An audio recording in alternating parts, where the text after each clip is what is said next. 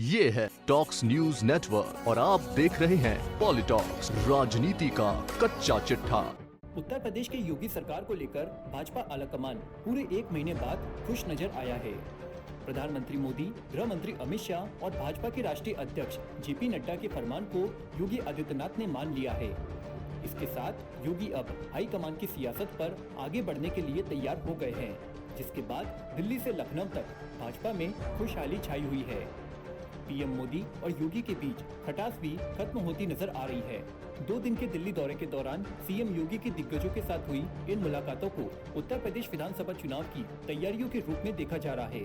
अब जाकर योगी मंत्रिमंडल फेरबदल को लेकर लगभग पूरी रूपरेखा तैयार हो चुकी है। अपने 2 दिन दौरे पर दिल्ली पहुंचे मुख्यमंत्री योगी आदित्यनाथ की शुक्रवार को प्रधानमंत्री मोदी के साथ 80 मिनट तक बैठक चली। पीएम के साथ उनकी यह बैठक प्रधानमंत्री के 7 लोक कल्याण मार्ग स्थित आवास पर हुई। कयास लगाए जा रहे हैं कि इस बैठक में यूपी के मिशन 2022 पर चर्चा हुई है। इसके साथ ही कैबिनेट विस्तार पर भी फाइनल मुहर लग गई है। दावा किया जा रहा है कि 2 दिन पहले कांग्रेस छोड़कर भाजपा का दामन थामने वाले जितिन प्रसाद को मंत्री बनाया जा सकता है, जिसके लिए जितिन को जुलाई में एमएलसी बनाया जा सकता है। इसके अलावा पीएम मोदी के करीबी और रिटायर्ड वरिष्ठ आईएएस अधिकारी ए.के. शर्मा को भी बड़ी जिम्मेदारी देने पर बात बन गई है। पीएम मोदी से मुलाकात के बाद सीएम योगी आदित्यनाथ ने ट्वीट कर लिखा कि आज आदरणीय प्रधानमंत्री श्री नरेंद्र मोदी जी से नई दिल्ली में शिष्टाचार भेंट एवं मार्गदर्शन प्राप्ति का सौभाग्य प्राप्त हुआ। अपनी व्यवस्थम दिनचर्या से भेंट के लिए समय प्रदान करने व आत्मीय मार्गदर्शन करने हेतु प्रधानमंत्री जी का हृदय तल से आभार।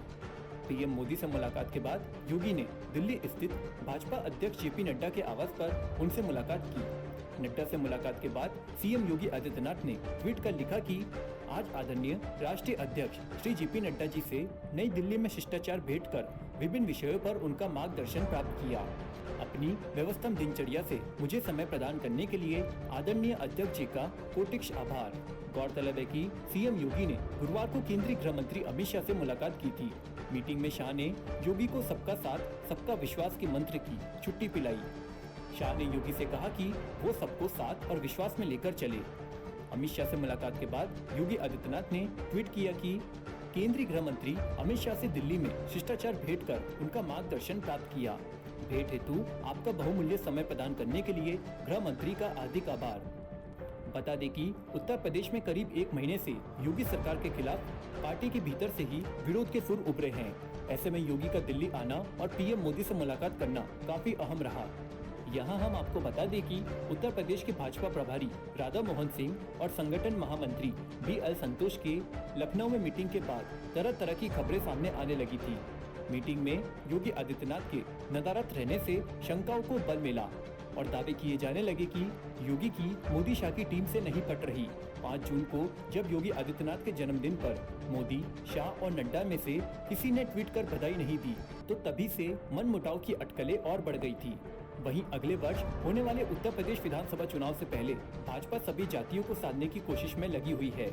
अब योगी मंत्रिमंडल फेरबदल ब्राह्मण और ओबीसी पर केंद्रित रहेगा। हाल ही में भाजपा में शामिल हुए पूर्व प्रशासनिक अधिकारी और विधान परिषद के सदस्य ए.के. शर्मा भी दिल्ली में हैं।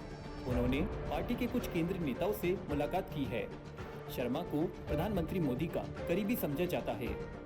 वहीं जितिन प्रसाद राज्य के ब्राह्मण परिवार से है, तो शर्मा भूमिहार बरादरी से संबंध रखते हैं। इसी को लेकर गुरुवार को एनडीए की सहयोगी अपना दल की सांसद अनुप्रिया पटेल की भी गृह मंत्री अमित शाह से मुलाकात हुई। ऐसी अटकलें हैं कि अपना दल से अनुप्रिया पटेल को केंद्र में या उनके पति आशीष पटेल को राज्य मंत्रिमंडल में जगह दी जा सकती है। योगी मंत्रिमंडल में पिछड़े और अनुसूचित जाति के नेताओं का प्रतिनिधित्व बढ़ाया जा सकता है। वहीं दूसरी ओर एनडीए की पूर्व सहयोगी ओम प्रकाश राजभर ने कैबिनेट विस्तार की चर्चा के बीच बीजेपी पर निशाना साधा। राजभर ने ट्वीट किया कि बीजेपी डूबती हुई नैया है, जिसको इनके रथ पर सवार होना है हो जाए, पर हम सवार नहीं होंगे। राजभर ने कहा कि जब चुनाव नजदीक आता है तब इनको पिछड़ों की याद आती है। जब मुख्यमंत्री बनाना होता है तो बाहर से लाकर बना देते हैं। हम जिन मुद्दों को लेकर समझौते किए थे, 4.5 साल बीत गए, एक भी काम पूरा नहीं हुआ। राजभर ने आगे लिखा कि यूपी में शिक्षक भर्ती से पिछड़ों का हक लूटा।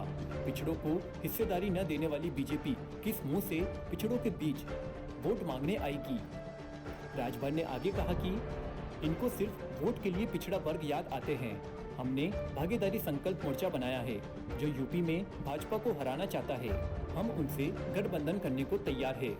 ऐसी चर्चा थी कि बीजेपी फुलेदेव भारतीय समाज पार्टी के अध्यक्ष ओपी राजभर की वापसी की कवायद में जुटी थी। पिछड़े वर्ग को साधने के लिए ओपी राजभर से दोबारा गठबंधन के लिए संपर्क किया जा रहा था, लेकिन राजभर के ट्वीट से साफ है कि उन्होंने फिलहाल भाजपा में आने का न्योता ठुकरा दिया है। पॉलिटॉक्स ब्यूरो, दिल्ली। ये है टॉक्स न्यूज नेटवर्क और आप देख रहे हैं पॉलिटॉक्स, राजनीति का कच्चा चिट्ठा।